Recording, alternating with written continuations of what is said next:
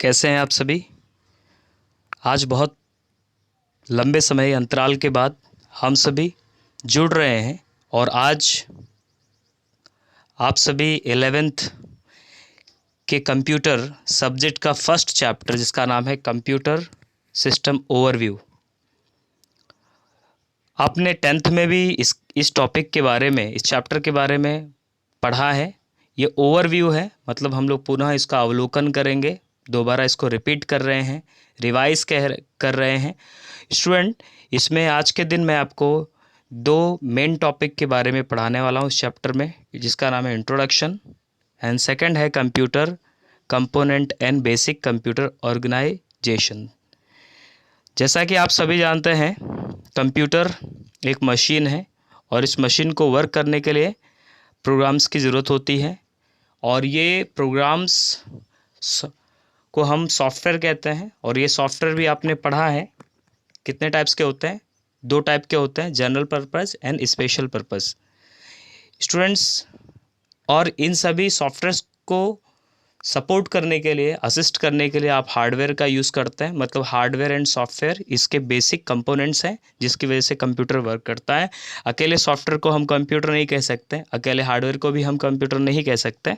आइए इसके बारे में डिटेल में पढ़ते हैं, समझते हैं, और इस वीडियो को बिल्कुल भी स्किप ना करें। और इसमें आप लोग चाहते हैं कि आपको इसके नोटिफिकेशन टाइम टू टाइम मिलते रहें, तो आप इसको सब्सक्राइब करना ना भूलें, और भी दोस्त हैं तो उनको भी शेयर करें। क्योंकि अगर आपको आईटी में कुछ करना है, इंफॉर्मेशन टेक्नोलॉजी में करना है, तो 11th के इस वास्ट टॉपिक से आज से ये तय कर लेना है कि आपको अच्छे से इस वीडियो को समझेंगे। और मेरे जितने भी क्लासेस आपके मैं ऑनलाइन क्लास लूँगा इस तरीके से रिकॉर्डेड वीडियो के, तो आप उसको देखेंगे। फ़िलहाल मैं अभी जो है थियरी का टॉपिक ले रहा हूँ, और जैसे जैसे थियरी ख़त्म होगी हम प्रैक्टिकल भी करेंगे, और उसमें मैं आपको प्रैक्टिकल चीज़ें करके भी दिखाऊंगा। खैर स्टूडेंट, स्टार्ट करते हैं अभी इंट्रोडक्शन के बारे में। तो सबसे पहला क्या है इंट्रोडक्शन, क्या है परिचय इसका। Computer are the machine that have revolutionized the world around us. Computer एक मशीन है जो पूरी दुनिया में रिवोल्यूशनाइज्ड हो चुका है। इसमें बहुत सारे परिवर्तन, बहुत क्रांतिकारी परिवर्तन हुए इसमें। The way we use to live around 25 to 30 years ago is very different from how we live today.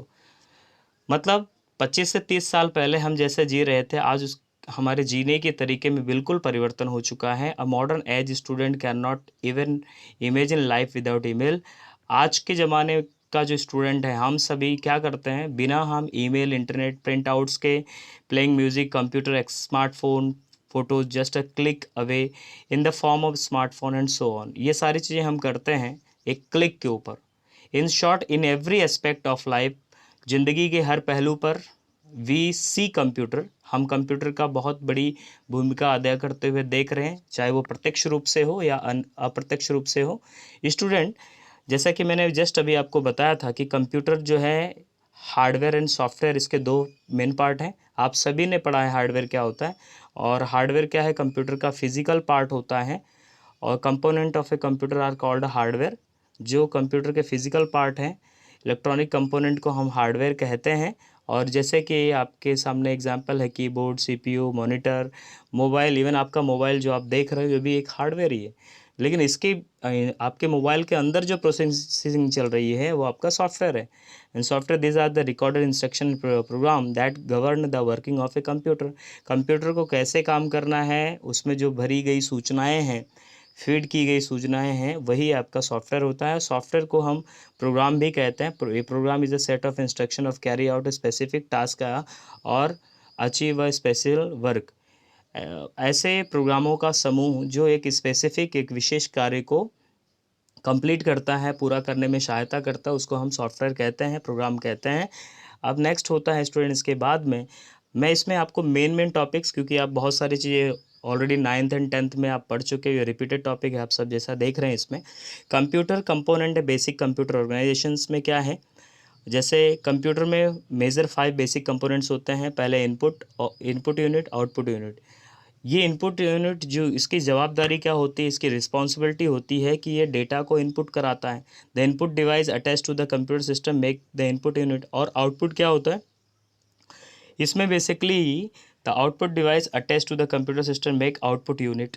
यहाँ पर आउटपुट यूनिट को जो रिस्पॉन्सिबल होता है इनपुट को आउटपुट में कन्वर्ट करने के लिए। एग्जाम्पल, मैं कोई चीज़ कीबोर्ड के ज़रिए टाइपिंग करूँगा तो कीबोर्ड क्या है, इनपुट है, और स्क्रीन मतलब आपका जो मॉनिटर है, जो स्क्रीन दिखाई देती है वो आपका आउटपुट है। आपका प्रिंटर क्या है, आउटपुट है। हम कहते हैं ना प्रिंट आउट, आउटपुट है। तो इस तरीके से इनपुट और आउटपुट दो फेज़ हो गए। हम बात करते हैं सेंट्रल प्रोसेसिंग के यूनिट के बारे में। ये क्या होता है, ये processing the data and instruction, ये प्रोसेसिंग करता है डेटा और इंस्ट्रक्शन को। इट कंप्राइज, ये दो चीज़ों से मिलकर के बनता है। एक ALU जिसको हम अर्थमेटिक लॉजिकल यूनिट कहते हैं, दूसरा होता है कंट्रोल यूनिट। ALU क्या रिस्पॉन्सिबिलिटी लेता है, ये अर्थमेटिक इंस्ट्रक्शन को पर प्रोसेस करता है, जैसे कि add, addition, subtraction, multiply, division and making logical decision. ये greater than, less than, equal to, ये सब भी पर ये क्या करता है, प्रोसेस करता है। अगर मैंने यहाँ पे अगर एक ऐसे लिख दिया कि भाई ये बताएं कि इसमें 1 और 2 की कंपैरिजन करना है, तो आप क्या करेंगे, 1 इज़ लेस देन 2, तो 1 लेस देन 2, ये कौन डिसाइड करता है, ALU डिसाइड करता है। आपने लिखा 2 2, इसका मतलब 2 इज़ इक्वल टू 2, 2 के बराबर में है। इस तरीके से जितनी भी प्रोसेसिंग होती हैं, चाहे वो अर्थमेटिकल हो या फिर लॉजिकल डिसीजन बेस्ड हो, ALUs पे काम करता है। अब हम बात करते हैं कंट्रोल यूनिट के बारे में। It is very responsible for controlling and surviving the process. ये क्या होता है, आप जो भी क्रिया करते हैं, जो भी प्रोसेस करते हैं, कंप्यूटर इस पर नज़र रखता है कि कहीं कोई मिस्टेक तो नहीं है, और इसको प्रॉपरली वर्क करने में, इफ़िशिएंटली वर्क करने में सपोर्ट करता है। अब हम बात करते हैं प्राइमरी मेमोरी की एंड सेकेंडरी मेमोरी। आप सभी जानते हैं, प्रीवियस क्लासेस में पढ़ाया गया है कि रैम एंड रोम ये प्राइमरी मेमोरी होती है। सेकेंडरी में आप hard disk, DVD, CD, pen drive ये सब रख सकते हैं। तो जिसमें हम लोग प्राइमरी मेमोरी ऐसी होती है कि जो इंटरनल वोलेटाइल होती है, वोलेटाइल मतलब अस्थिर होती है। Memory where data instruction store during, यहाँ पर डेटा इंस्ट्रक्शन तभी काम रहते हैं जब प्रोसेसिंग होती है। सेकेंडरी स्टोरेज यूनिट के अंदर क्या होता है, secondary it refer to the external storage device which provide permanent memory to the computer. ये कंप्यूटर को परमानेंट मेमोरी मतलब लंबे टाइम तक आपने कोई डेटा यूज़ करनी है। सपोज़ आप कहीं पर टूर पर गए और आपने वहाँ पर पूरे के पूरे वीडियोज़ आपने कैप्चर किए, इमेजेस कैप्चर किए। आप चाहते हो उसको 40 साल के बाद भी आप उसको देखो, तो उसको सेकेंडरी स्टोरेज। लेकिन अभी इंस्टेंटली मैं कंप्यूटर पे वर्क कर रहा हूँ, वहाँ पे एडिशंस कर रहा हूँ या फिर कोई भी अर्थमेटिक प्रोसेस कर रहा हूँ, तो वो सारी चीज़ें प्राइमरी मेमोरी के बेस पे उसी समय चलती रहेंगी जब तक आप वर्क कर रहे हैं। और जैसे ही आपने पावर ऑफ किया, आपका डेटा जो है रैम से निकल जाता है। That means during the process आपका डेटा जो है प्राइमरी में होता है, और बियॉन्ड द प्रोसेस आपका डेटा फिर भी सेकेंडरी स्टोरेज में रहता है। अब हम बात करते हैं यहाँ पर component of a computer system make the physical storage of a computer, whereas the logical structure of a computer system define a computer organisation. यहाँ पे एक बात कही गई है कि कंप्यूटर के कंपोनेंट्स जिसके फिजिकल स्ट्रक्चर होते हैं, जबकि वो लॉजिकल स्ट्रक्चर दोनों को मिला करके कंप्यूटर, मतलब चाहे वो फिजिकल स्ट्रक्चर हो या फिर लॉजिकल स्ट्रक्चर हो, कंबाइंडली उसको हम एक ही नाम देते हैं, कंप्यूटर ऑर्गेनाइजेशन। यहाँ पर एक फिगर दी गई है, फिगर 1.1 देखें ध्यान से। यहाँ पर एक इनपुट डिवाइस है और ये आपका यहाँ पे सेंट्रल प्रोसेसिंग यूनिट है, आप देख रहे हैं। इसके अंदर दो पार्ट है, control unit, arithmetical unit.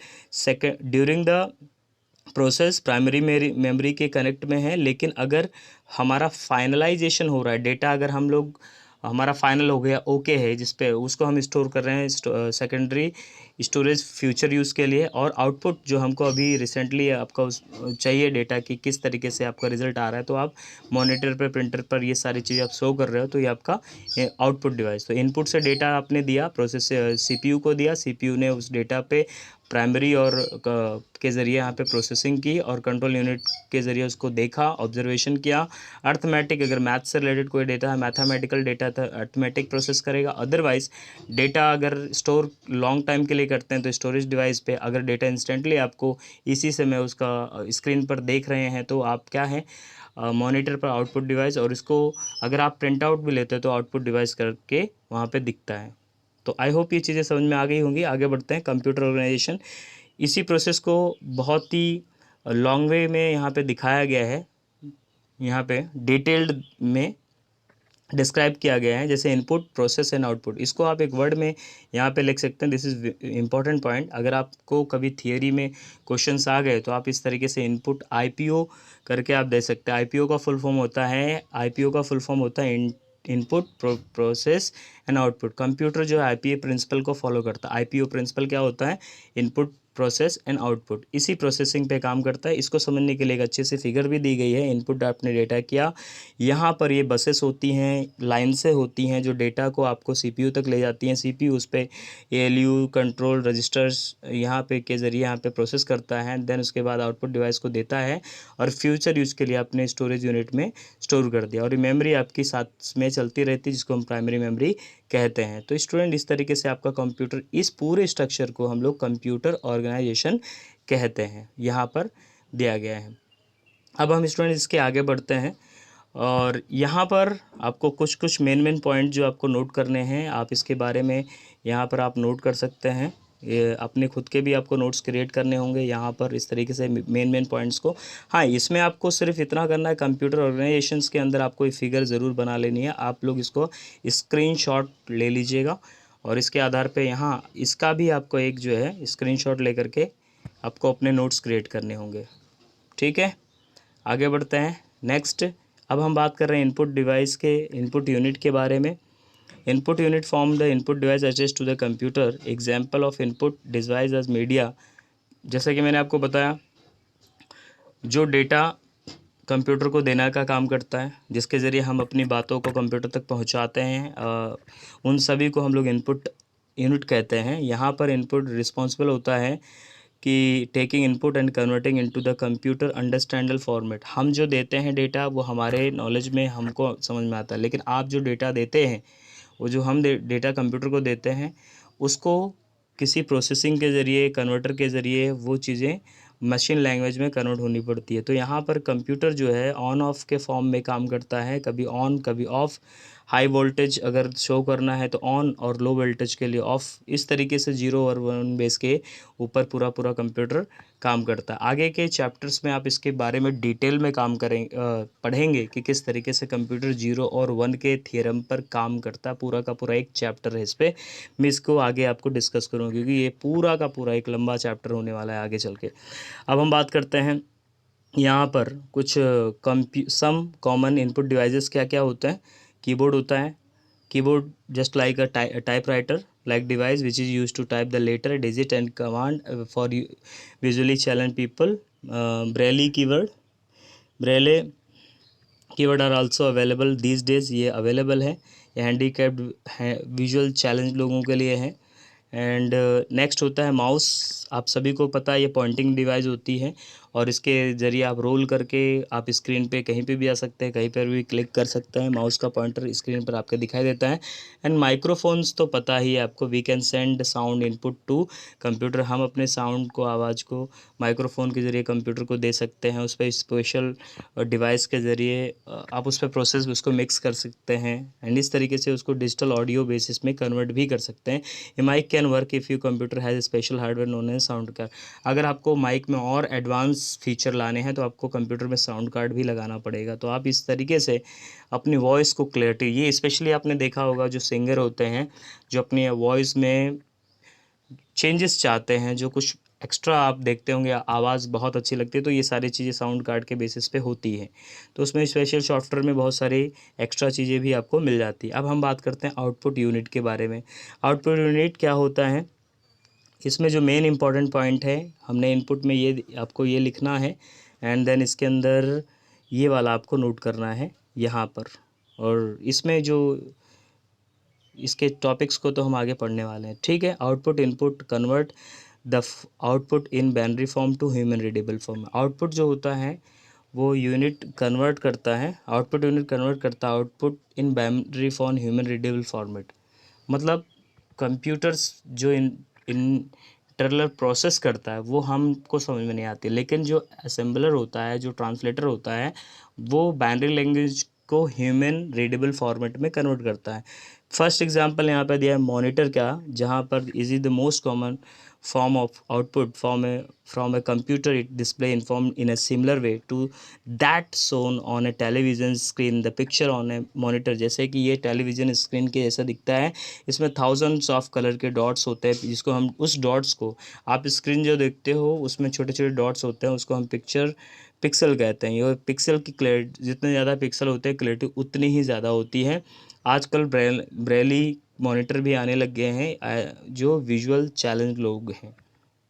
Next student, अब हम बात कर रहे हैं, दूसरा है प्रिंटर के बारे में। प्रिंटर आप सभी को पता है, तो प्रिंटर में स्पेशली प्रिंट आउट्स लेने के लिए होता है, या पेपर पर स्पेशल क्वालिटीज़ के आपके कलरफुल जो फिगर्स होते हैं वो प्रिंटर के ज़रिए आउट होता है। और इसमें आप कई सारे प्रिंटर आप यूज़ करते हैं। इंकजेट है, आप देख सकते हैं इंकजेट है, लेज़र जेट है, and dot matrix printer, unlike told style printer भी होते हैं which print on a paper, जो प्रिंट किया। This days printer are also available which print creator 3D models के ग्राफिक्स भी आजकल प्रिंट कर सकते हैं। स्पीकर आप सबको पता है, जो साउंड को आउट करता है, आपको आवाज़ सुनाई पड़ती है स्पीकर के ज़रिए। तो ये सारी चीज़ें क्या है आपकी जो है आउटपुट डिवाइस होता है। अब हम सेंट्रल प्रोसेसिंग यूनिट के बारे में बात करते हैं। इसके बारे में थोड़ा सा मैं डिस्कस कर चुका हूँ, यहाँ पे थोड़ा सा डिटेल में दिया है, और इसमें बहुत ज़्यादा प्रीवियस क्लासेस में भी मैंने इसको टीच किया, तो मुझे नहीं लगता कि आप इसके स्क्रीनशॉट को लेकर के समझ सकते हैं, और कुछ भी डाउट्स होगा आप मुझसे पूछ सकते हैं।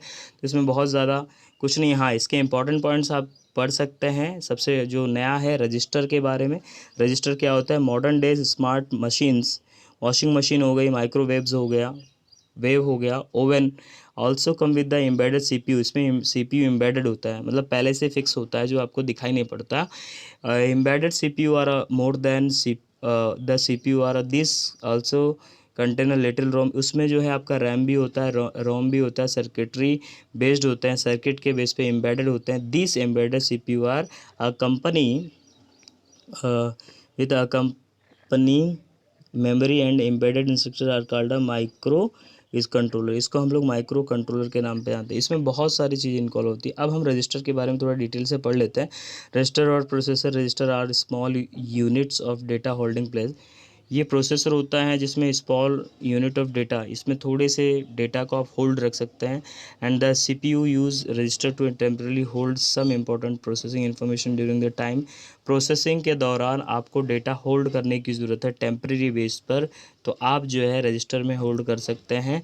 एंड इसका रजिस्टर का काम होता है सीपीयू में स्टोर सम पार्ट डेटा और सम मेमोरी एड्रेस और some instruction in its processing register. तो यहाँ पर क्या होगा, ये सीपीयू में store some part of data में कुछ सीपीयू का थोड़ा सा पार्ट वो स्टोर रखता है, और जहाँ पर ये स्टोर रखता है वहीं पर memory address some instruction units, memory some instruction units उसके जो है प्रोसेसर के रजिस्टर में ये इंस्ट्रक्शन ऑलरेडी सेव रहते हैं कि कितने पार्ट सीपीयू को यूज़ करना है। ओके, तो इसमें मेन पार्ट्स क्या हो गए? Arithmetical logical unit, CPU control and guides करता है, ये प्रोग्राम को एग्जीक्यूट भी करता है। कंट्रोल यूनिट जो जिसके बारे में हम बात कर रहे हैं यहाँ पर है। और उसके बाद जो है रजिस्टर, अभी जैसे कि मैंने आपको बताया। तो स्टूडेंट्स, इसके बाद अगला जो टॉपिक है उसको हम लोग कहते हैं प्राइमरी मेमोरी, या द मेन मेमोरी भी कहा जाता है। तो मेमोरी जो होती है बेसिकली इसका क्या काम होता है? The memory of a computer is more like a predefined working place where it temporarily keeps information and data to facilitate performance, and each memory location has a unique memory address. When the task is performed, it clear its memory, and memory space is then available from the next task to be performed. When the power is switched off, everything stored in the memory gets erased and cannot be recalled. यहाँ पर अभी जैसे इससे पहले भी मैंने इसके बारे में थोड़ा सा बताया था, थोड़ा डिटेल में समझ लेते हैं। मेमोरी जो होता है ये वर्किंग प्लेस होता है जहाँ पे एक्चुअल में डेटा वर्क करता है। वेयर इट टेम्परली कीप्स, आपकी इन्फॉर्मेशन यहाँ पर टेम्पररी बेस पे होती हैं, परमानेंट नहीं होती हैं। Each memory location has unique, हर एक मेमोरी लोकेशन यूनिक होता है और उसके यूनिक एड्रेस होता है। व्हेन जब भी कोई काम किया जाता है, इट क्लियर इट्स मेमोरी, और वो मेमोरी को क्लियर करता रहता है ताकि स्पेस अवेलेबल हो सके नेक्स्ट वर्क के लिए। So when the power is switch off, जब पावर स्विच ऑफ होता है, जब करंट की सप्लाई बंद होती है, everything store in the memory, सब कुछ मेमोरी में स्टोर होता है। और जैसे ही वो पावर ऑफ हुआ, सब कुछ डिलीट हो जाता है। I can not B recalled, हम उसको दोबारा पा नहीं सकते जो चीज़ें मेमोरी से इंस्टेंट प्राइमरी मेमोरी से डिलीट हुई। ध्यान रखिएगा, प्राइमरी मेमोरी से जो चीज़ चली गई उसको आप रिकवर नहीं कर पाएंगे। The memory of computer can be thought out of a as a cell, each of this cell is further broken down into smaller parts known as a bits. Memory को the memory of a computer, computer की memory को हम लोग cell के नाम से जानते हैं, और इसको बाद में जो है अलग अलग पार्ट्स में तोड़ा जाता है जिसको हम जानते हैं बिट्स के नाम से। बिट्स का फुल फॉर्म बाइनरी डिजिट्स होता है, and bits means digit, binary digit either zero, या तो जीरो होता है या तो वन होता है। Number of bits together are use to store data instruction, they are combination. तो इसके जो कॉम्बिनेशन होता है 0 1 के फॉर्मेट में होता है। इसमें एक इम्पॉर्टेंट पॉइंट है यहाँ पर, the memory of computer is often called a main memory और प्राइमरी मेमोरी। यहाँ पर बाइनरी क्या होती है, बाइट्स क्या होते हैं, एक ग्रुप ऑफ 8 बिट, एक ग्रुप ऑफ 8 बिट मिल करके इस तरीके से, जैसे मैंने यहाँ पे 1 0 1 0 0 कितना हो गया, इस कितने डिजिट हो गए यहाँ पे देखेंगे। अभी मैंने यहाँ पे जैसे टाइप 1 0 1 0 1 0 1 1, ये टोटल 8 देख रहे हैं यहाँ पे, 8 बाइट हो गए और 8 बिट्स हो गए। इस 8 बिट्स को मिला करके क्या होता है, 1 बाइट होता है, 1 बाइट। ठीक है, और ये जो आपके बिट्स है ये 0 और 1 के फॉर्म में है। अब इसी तरीके से इसी कॉम्बिनेशन को आगे जो है, ग्रुप ऑफ बिट्स के कॉम्बिनेशन को अलग अलग नाम दिया जाता है, इसका मेज़र किया जाता है। आपकी कंप्यूटर की मेमोरी का मेज़रमेंट इसी आधार पे होता है। जैसे कि आपको मैं बता दूं, अगर हम बात करते हैं यहाँ पे कुछ, ये आपको आप सभी स्टूडेंट्स को याद रखना है कि 1 बिट में हम सभी बोलते हैं ना कि हमारे पास 4 GB है, 2 GB का मेमोरी कार्ड है, 16 GB 32 GB रैम है। तो ये जब आप जो कहते हो कि 4 GB 2 GB 8 GB का रैम है, या फिर रोम हमारा 32 है, इसका मतलब क्या होता है, उसमें एक बिट में 1 बिट इज इक्वल टू, ये आपका यहाँ पे 1 बिट है, 8 बिट्स 1 बाइट है, and 1024 byte is equal to 1 KB, 1024 KB is equal to 1 MB, 1024 MB। इस तरीके से आपका यहाँ पे योटा टिल योटा बाइट तक आपकी पूरी जो मेमोरी होती है, इसको मेज़रमेंट करते हैं योटा बाइट। तो आप देख सकते हैं terabyte, petabyte, exabyte, zettabyte and yottabyte. आजकल गीगाबाइट्स में चीज़ें आपको अवेलेबल मिल रही है। आप कोई कंप्यूटर खरीदने जाते हो, उसका हार्ड डिस्क जो है आप गीगा में, बाइट में परचेस कर सकते हो, GB में। ओके, तो आपका द स्टोरेज अभी आपको बता दें, बहुत सारे स्टोरेज डिवाइस हैं, जैसे पेन ड्राइव हो गया, CD ड्राइव, हार्ड डिस्क, ये सब कुछ लेटेस्ट टेक्नोलॉजीज़ हैं और इसमें आप ज़्यादा से ज़्यादा डेटा स्टोर कर सकते हैं। हम बात करते हैं पार्ट ऑफ मेमोरी की, पार्ट ऑफ मेन मेमोरी की। यहाँ पर कुछ इंपॉर्टेंट जिसको हम रैम कहते हैं, रैम जो है वो वोलेटाइल होता है, इसको हम रैंडम एक्सेस मेमोरी भी कहते हैं। जिसमें द मेन ड्रॉबैक, इसका एक ड्रॉबैक है जो आप हम सभी को जानना चाहिए, क्या है, RAM is memory is that is volatile memory, and that is when the power goes off the control of RAM gets erase. जैसे ये पावर सप्लाई गई, वैसे ये रैम में से जो भी डेटा रहेगा वो तुरंत इरेज हो जाता है। अब हम बात करते हैं इसी रैम को और भी डिटेल में पढ़ते हैं। यहाँ पर रैम दो प्रकार के होते हैं, जिसको हम लोग डायनेमिक रैम कहते हैं, डी रैम, और दूसरा होता है एस रैम। तो S RAM and D RAM, D for dynamic RAM and S for static RAM. अब दोनों में क्या फ़र्क होता है, these are made of a transistor capacitor, ये दो चीज़ों से मिलकर बनता है, ट्रांजिस्टर एंड कैपेसिटर से। The most amount of time taken to produce data and required from memory from the start of access until the availability of data is called a memory access time। यहाँ पर है start of time, जब आप कोई चीज़ start करते हो, data का access time, तो memory access time, today's D RAM chip have access time ranging from below 2 to 70 nanoseconds होता है। अगर आप इसमें डेटा आपका जो है एक्सेस हो रहा है तो 20 to 70 नैनो सेकेंड लेता है। स्टैटिक रैम में क्या होता है, इसकी जो स्पीड है फास्टर है, ये बहुत ही ज़्यादा फास्टर होता है। And these are made up of flip flop and offer.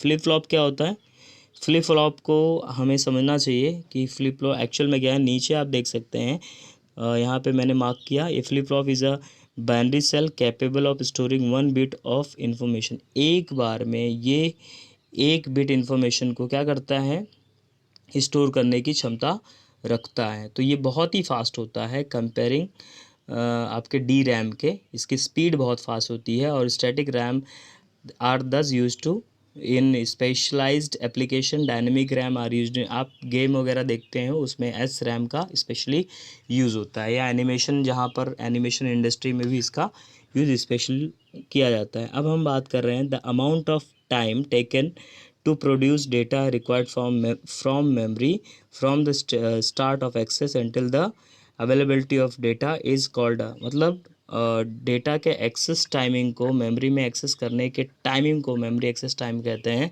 और रीड ओनली मेमोरीज क्या होता है, रैंडम एक्सेस मेमोरी कहते हैं।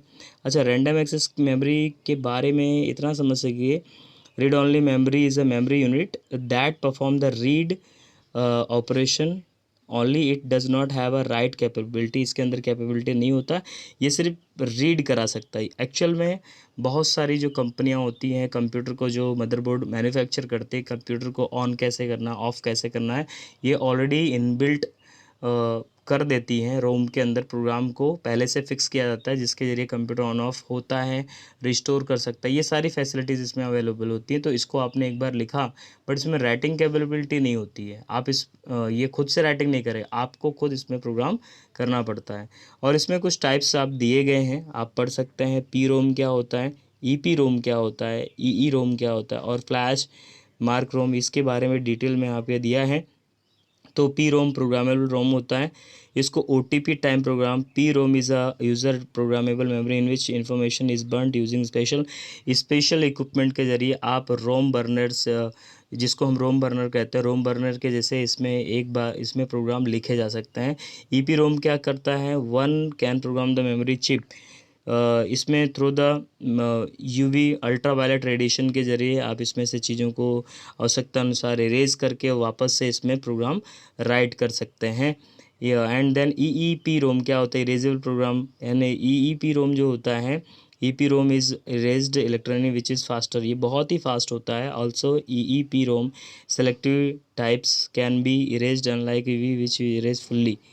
और इसमें आप अपने हिसाब से थोड़ा सा जितना आपको डेटा इरेज करना उतना ही कर सकते हैं, जबकि ultraviolet E P ROM में क्या होता है, पूरा का पूरा डेटा उड़ जाता है। तो ये बहुत ही अच्छा और कन्वीनियंट होता है आगे कोई डेटा रिकवरी करने के लिए, या फिर कोई प्रोग्राम आपको कंप्यूटर में डालना है। ये यूज़र्स के लिए नहीं होता, ये मैन्युफैक्चरर के लिए होता है, या बहुत ही हायर लेवल के जो प्रोग्रामर होते हैं ये स्पेशल इस फंक्शन का यूज़ करते हैं। फ्लैश मेमोरी, फ्लैश ई पी रोम क्या होता है, it is like a E P Rome that is very fast comparatively, ये बहुत ही फास्ट होता है अन्य जितने भी आपके रोम के यहाँ पे टाइप्स मैंने बताया। और हम बात करते हैं मास्क रोम।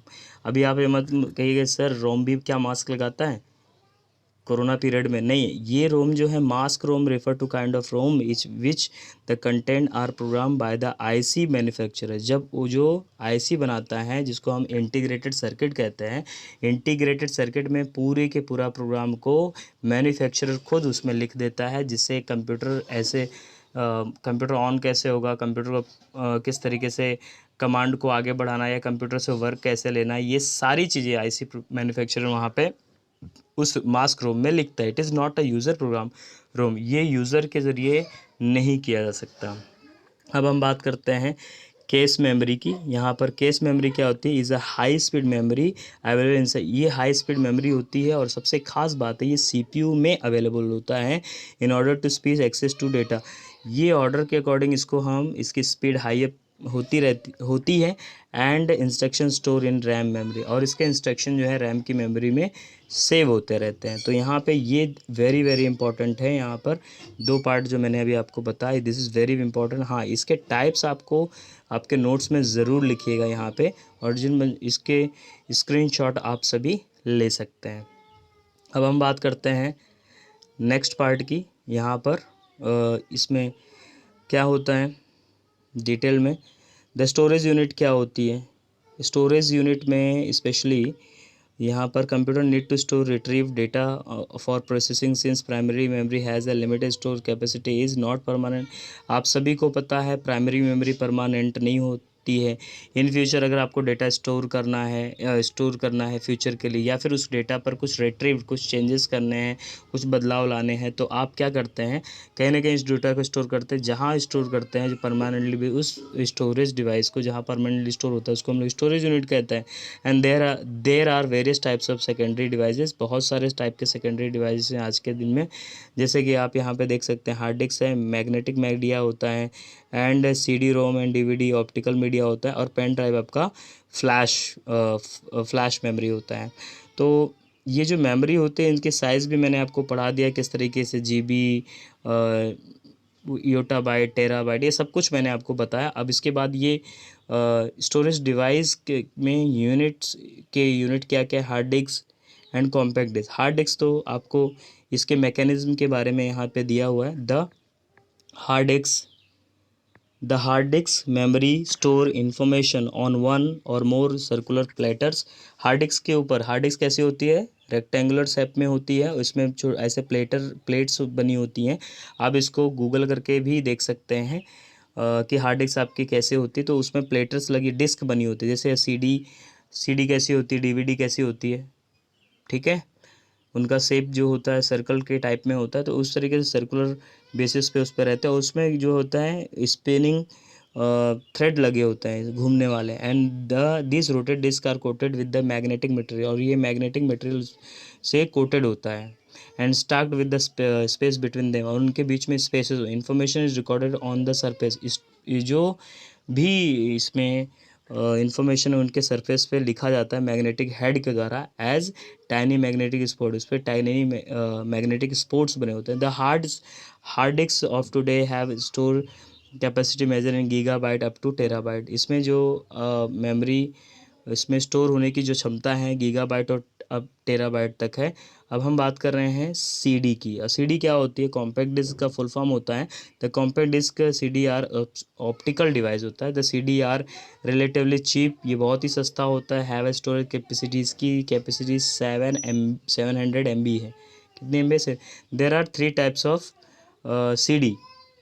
पहला है CD रोम और CDR and CDRW। CD ROM क्या होता है, read only memory, and this is use only store information, can not be use to store data, it is mainly use for CD।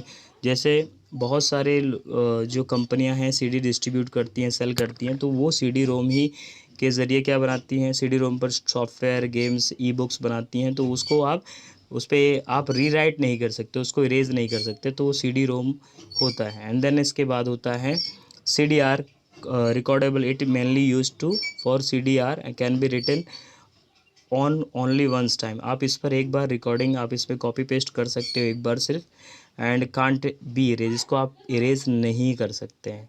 And then उसके बाद होता है RW, इस पर आप इरेज भी कर सकते हैं, इरेजेबल होता है disk, you can write and multiple time, इस पर कई बार आप इरेज करके मल्टीपल टाइम आप क्या कर सकते हैं, राइट कर सकते हैं। स्टूडेंट्स, आप सभी के लिए एक मैं यहाँ पर छोटा सा टास्क दे रहा हूँ, आप इसके क्वेश्चन आंसर ज़रूर अपने नोट में, अपने कॉपी में नोट करिएगा। यहाँ पे जितने भी क्वेश्चंस आपको पूछे गए हैं, मैंने अभी आपको जितना कुछ टीच किया है, इनको अपने बुक्स में इसके नोट्स ज़रूर बनाएं। ये वेरी इंपॉर्टेंट है, क्योंकि अभी आपको अगर नॉलेज बढ़ाना है, कुछ सीखना है, और अगर आप IT इंडस्ट्री में अगर आप फोकस करना चाहते हैं, अपना फ्यूचर देख रहे हैं, तो हर एक छोटी छोटी चीज़ को आपको स्टडी करना पड़ेगा। एंड स्टूडेंट, आई होप चीज़ें आपको समझ में। किसी स्टूडेंट को कोई भी डाउट होगा तो वो पर्सनली मुझसे पूछ सकता है।